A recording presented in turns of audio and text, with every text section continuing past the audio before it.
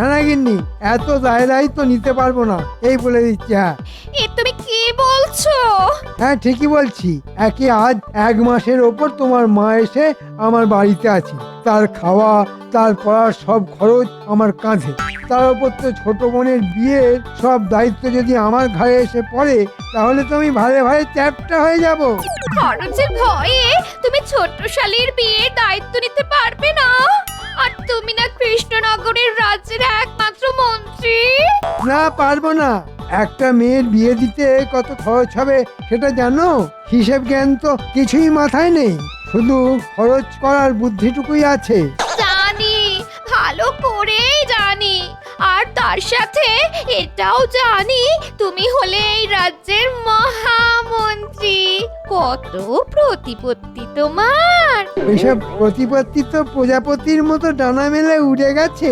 জানো না কি সামান্য মাইনে পাই আমি? ওইসব মাইনে প্রতিপত্তি প্রজাপতির মতো উড়ে গেছে না শুঁয়োপোকার মতো হেঁটে গেছে?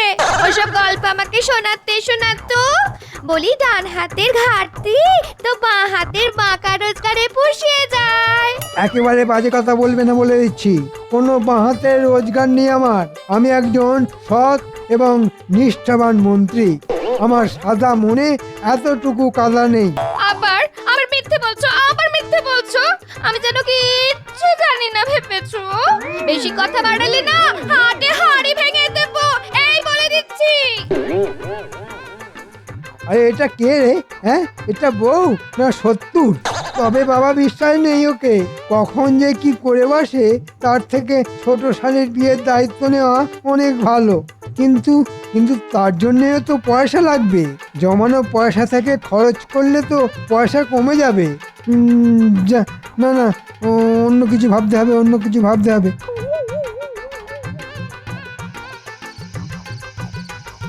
আর কি হলো কি? রাত কত হলো খেয়াল আছে? তাড়াতাড়ি আলো নিভিয়ে শুয়ে পড়ো। আরে আমি তো আর তুমি নই গো যে খেলাম আর শুলাম। আমার বলে কিনা এই কত কাজ পড়ে। এই বেশি কাজ দেখিও না তো। দুটো মাত্র প্রাণীর 4টি ভাত ফোটানো আর তরকারি। হ্যাঁ, ভালো বললে তো ভালো বললে। বললি ভাত আর তরকারি রান্না ছাড়া সংসারে কি কোনো কাজ নেই গো? সেই সব কাজ কে করে দিয়ে যায় শুনি? কেন আমিও সংসারে কম কাজ করি না? হ্যাঁ, তোমার কাজ মানে তো গড়িমসি করে বাজার যাওয়া আর পচা ধসা 4টি আনাজ আর মাছ কিনে আনা। তাই আর বেশি কথা না বাড়িয়ে চুপচাপ শুয়ে পড়ো দেখি। হ্যাঁ, আমার সময় হলে শোবো, যাও। এই সময় কে আবার দরজা খটখটাচ্ছে? গিন্নি, একবার দরজা খুলে দেখো তো। ওই দেখো, কথা ছিড়ি দেখো। এত রাত্রিরে আমি একলা মেয়ে মানুষ হয়ে গিয়ে দরজা খুলবো আর উনি বিছানা ছেড়ে উঠতে পারছেন না। ধুত্তুরি।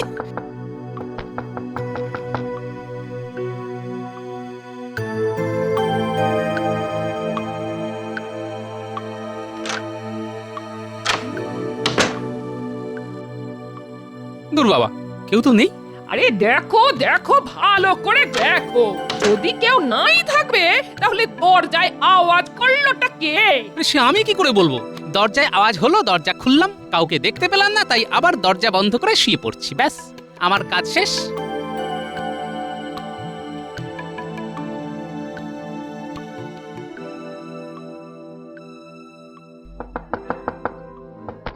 ও, এ তো আচ্ছা আপদ হলো দেখছি। যাও গিয়ে দেখো। আমি পারবো না, দেখতে হলে তুমি দেখো। আমিও পারবো না।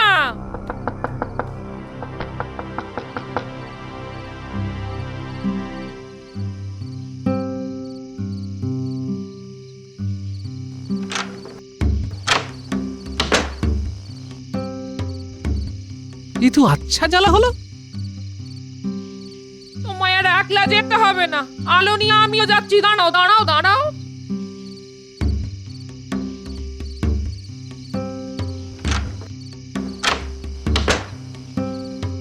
আরে, এবারেও তো কাউকে দেখতে পাচ্ছি না।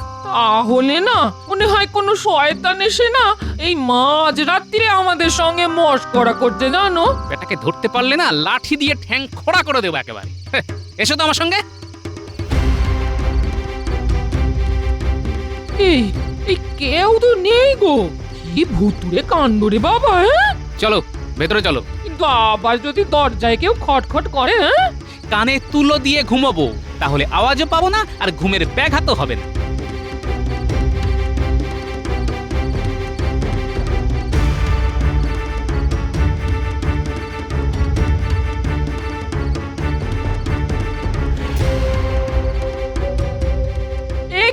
এ কি এই ঘরের জিনিসপত্র সব লন্ডভন্ড করলো কে?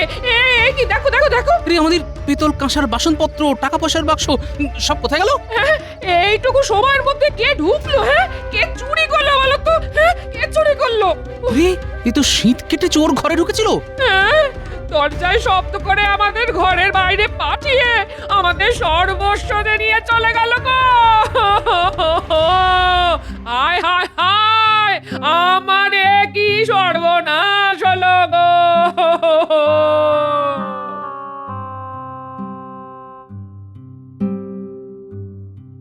মহারাজ, মহারাজ, মহারাজ, আমার সর্বনাশ হয়ে গেছে মহারাজ।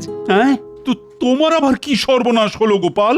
কাল রাতে আমার ঘরে শীত কেটে চোরে আমার সর্বস্ব নিয়ে চলে গেছে মহারাজ। চড়ে এসে শীত কেটে সর্বস্ব নিয়ে চলে গেল, হ্যাঁ? আর তুমি সেটা টের অব্দি পেলে না? এত ঘুম তোমার? না না, আমি তখন জেগেই ছিলাম।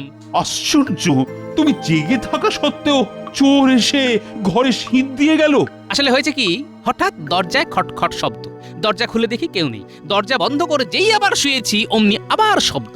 শেষে আমি আর গিন্নি দুজনে মিলে ঘর থেকে বেরিয়ে অনেক খোঁজাখুঁজি করেও যখন কাউকে না পেয়ে ঘরে গেলাম, তখন দেখি চোরে সব দামি জিনিস নিয়ে পালিয়েছে মহারাজ।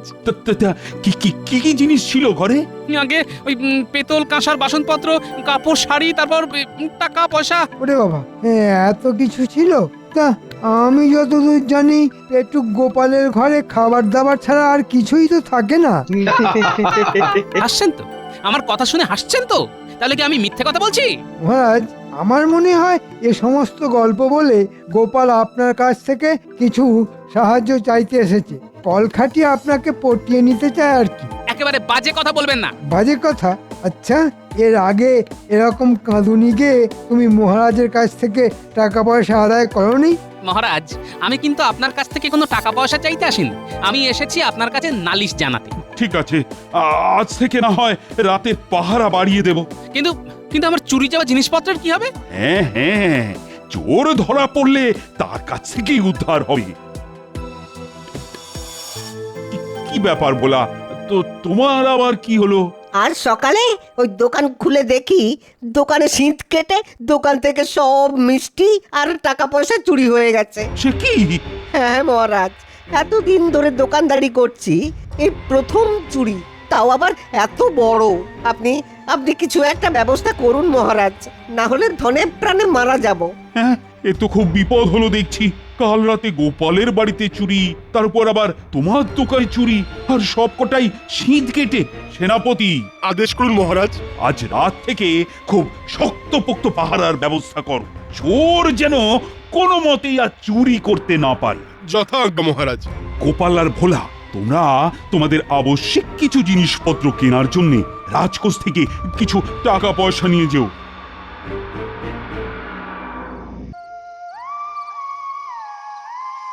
এই শোনো, বলি রোজকার মতো আজকে আর নাক ডাকিয়ে ঘুমিও না। হ্যাঁ? কেন?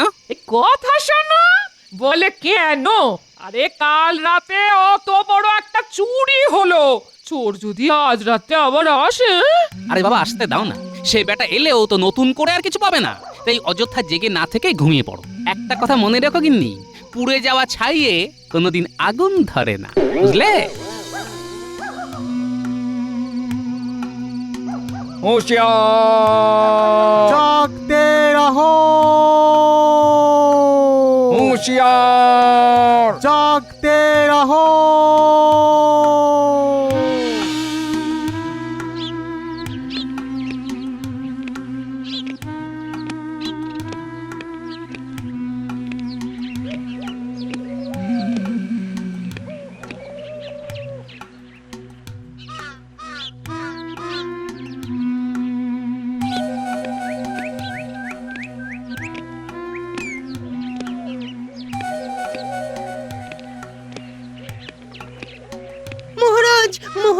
মহারাজ, সর্বনাশ হয়ে গেছে মহারাজ, সর্বনাশ হয়ে গেছে। হ্যাঁ, তো তোমার আবার কি সর্বনাশ হলো? আমার আমার সেই সুন্দর রূপোর কলমটা কাল রাতে চুরি হয়ে গেছে মহারাজ। হ্যাঁ মহারাজ, আমার কবিতায় খুশি হয়ে যেটা আপনি আমায় উপহার দিয়েছিলেন সেইটে। সে কি কি করে হলো? তা তো আমি বলতে পারবো না। সকালে ঘুম থেকে উঠে দেখি লেখার জায়গায় কাগজপত্র, কালি, দোয়াত সব আগের মতোই আছে, শুধু শুধু রূপোর কলমটাই নেই। আমার মনে হয় জানলা দিয়ে হাত বাড়িয়ে কেউ ওটা তুলে নিয়ে গেছে। চুরি হলো মোর রূপোর কলম, খুব ব্যথা হচ্ছে, তবু নেই যে কোনো মলম। অসহ্য, অসহ্য! এর মধ্যে আবার কাব্য রচনা হচ্ছে। রোজ রাতে এর বাড়ি ওর বাড়ি চুরি হওয়াটা তো অসহ্য হয়ে দাঁড়ালো দেখছি। সেনাপতি, সেনাপতি! আজ্ঞা করুন মহারাজ। কাল রাতে পাহারার ব্যবস্থা করনি? করেছিলাম মহারাজ, প্রতি রাস্তায় প্রত্যেক মোড়ে পাহারার ব্যবস্থা ছিল। তাহলে সভা কবির বাড়ি থেকে রূপোর কলমটা চুরি হয় কি করে? সেটাই তো বুঝতে পারছি না মহারাজ, পুরো ব্যাপারটা আমার মাথার উপর দিয়ে বেরিয়ে যাচ্ছে। ব্যায়াম করে স্বাস্থ্য মোটা করতে গিয়ে সেনাপতি মাথাটাও মোটা করে ফেলেছে। ওরকম মাথা মোটা সেনাপতি কি আর করবে মহারাজ? সকলকে এক্ষুনি এক্ষুনি রাজসভায় ডাকো।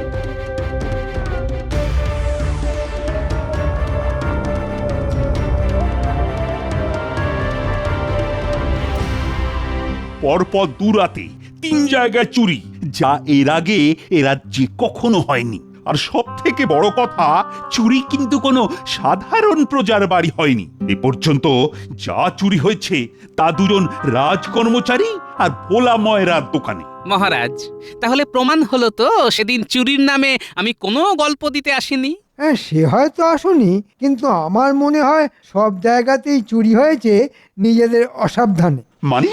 মানে অতি সোজা, এই যে এতগুলো চুরি হলো, কই আমার বাড়িতে তো হলো না। কারণ কি দিনে কি রাতে আমি সর্বদা সতর্ক থাকি। গৃহস্থ নিজে যদি সজাগ থাকে তাহলে চোরের সাধ্য কি যে চুরি করে? হ্যাঁ হ্যাঁ হ্যাঁ হ্যাঁ, কথাটা খুব একটা মন্দ বলুনি। তাই আমার প্রস্তাব, এই যে প্রহরীদের অনাবশ্যক খাটিয়ে আর রাত পাহারা দেবার কোনো দরকার নেই।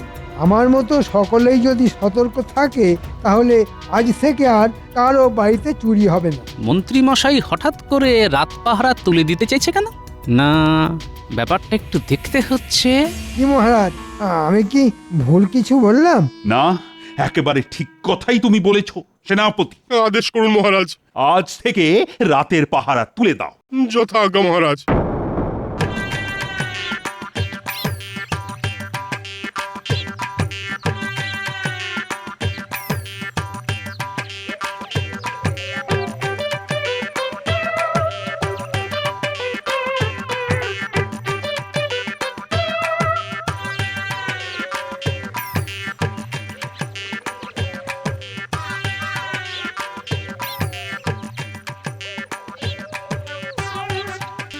এই তোরা শোন এদিকে, শোন, যার জন্য তোদের ডেকে পাঠিয়েছি, একটা কাজ করতে হবে তোদের। কি করতে হবে বলে দাও।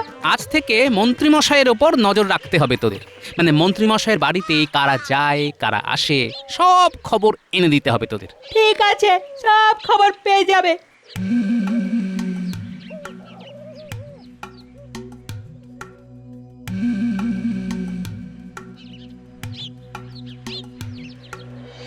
তা মন্ত্রী মশাই, কাজকর্ম সব ঠিকঠাক করতে পেরেছি তো? আরে করতে পেরেছিস কি বলছিস? এখনো তো কত কাজ করতে হবে তোদের। এখনো কাজ বাকি।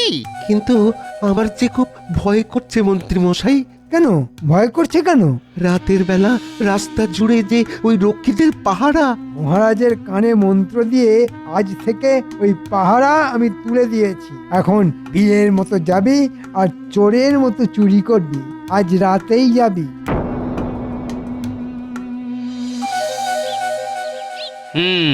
তাহলে যা ভেবেছিলাম সেটাই সত্যি। সব কিছুর নাটের গুরু ওই ষড়যন্ত্রী মন্ত্রী। ঠিক আছে, তোরা এখন যা, কাল আবার মন্ত্রীর উপর নজর রাখিস।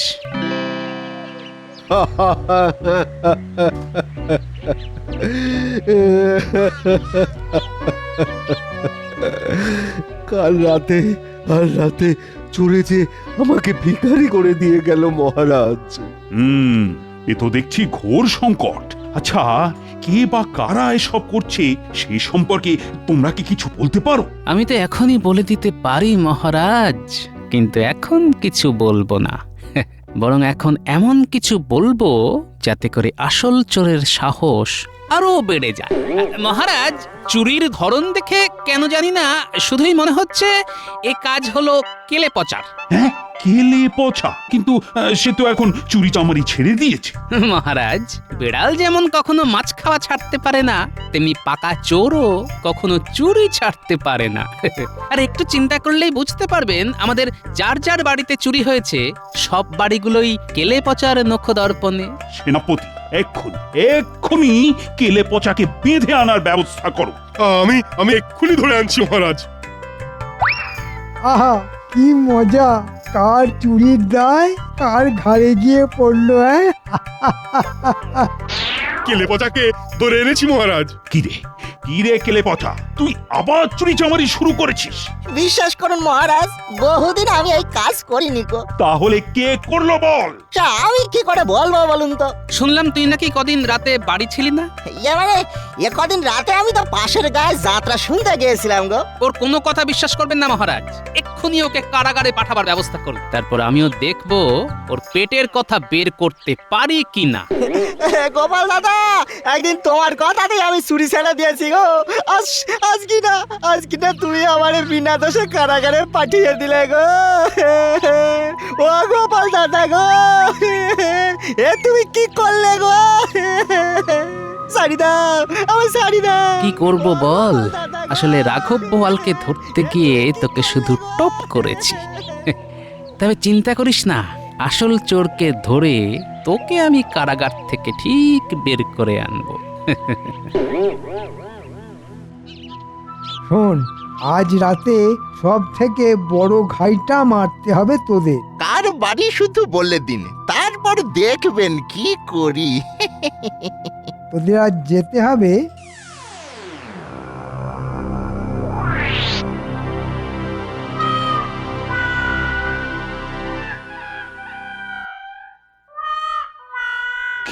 কি বলছো গোপাল? এসব তাহলে আজ রাতে শুধু হাতে নাতে ধরতে দিন, তারপর প্রমাণ হয়ে যাবে পেছন থেকে বসে কে কলকাঠি নাড়ছে। হাতে নাতে ধরতে হলে কি করতে হবে বলো তো?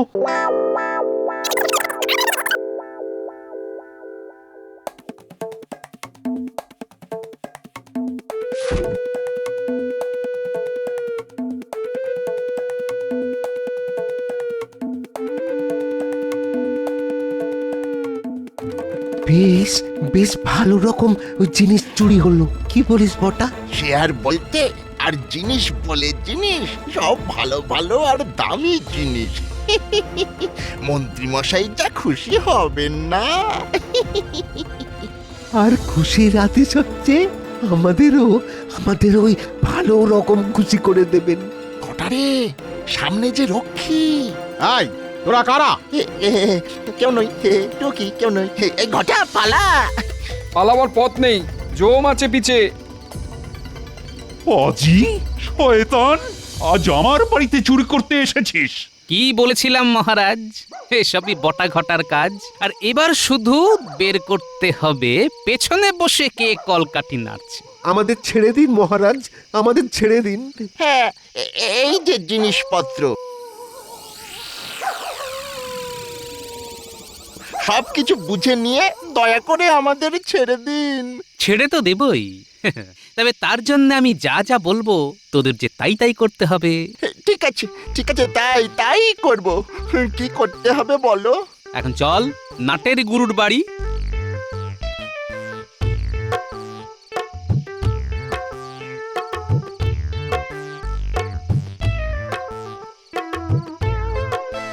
মন্ত্রীমশাই, ও মন্ত্রীমশাই। কিরে, কাজকর্ম সব ঠিকঠাক হয়েছে তো? একেবারে চকায় চক। তাহলে ঝোলা কোথায়? ঝোলা খুলে দেখা কি কি চুরি করে আনলি। ঝোলার বদলে মোটা দড়ি নিয়ে এসেছি, আপনার কোমরে পরিয়ে কারাগারে নিয়ে যাব বলে। মুখ সামলে কথা বলবে গোপাল, তুমি জানো না কার সঙ্গে কথা বলছো? জানি তো, বিলক্ষণ জানি। আমি তো একটা চোরের সঙ্গে কথা বলছি। প্রমাণ করতে পারবে? মহারাজ দেখে যান। দেখুন মহারাজ, সব নিজের চোখে দেখুন। পালাবার পথ নেই, জম আছে পিছে। মন্ত্রী, তাহলে তাহলে এই জঘন্য কাজ সব তোমার? বলো বলো, সত্যি কথা বলো, না হলে আমি কিন্তু তোমার শুলে চড়াবো। হ্যাঁ মহারাজ, আমার। কিন্তু কেন কেন করলে এমন জঘন্য কাজ? কি করব বলুন, এছাড়া যে কোনো উপায় ছিল না। 1 মাসের ওপর শাশুড়ি এসে রয়েছেন, তার পেছনে 1 কানি খরচ, তার উপর আবার শালিকার বিয়ের খরচ দিতে হবে বলে গিন্নি আমার চাপ দিচ্ছে। তাই বাধ্য হয়ে আমি এই কাজ করেছি। ভেবেছিলাম ধরা পড়বো না, কিন্তু এমন ভাবে যে হাতে নাতে ধরা পড়ে যাব, এ কথা আমি ভাবতে পারিনি মহারাজ, এ কথা আমি ভাবতে পারিনি।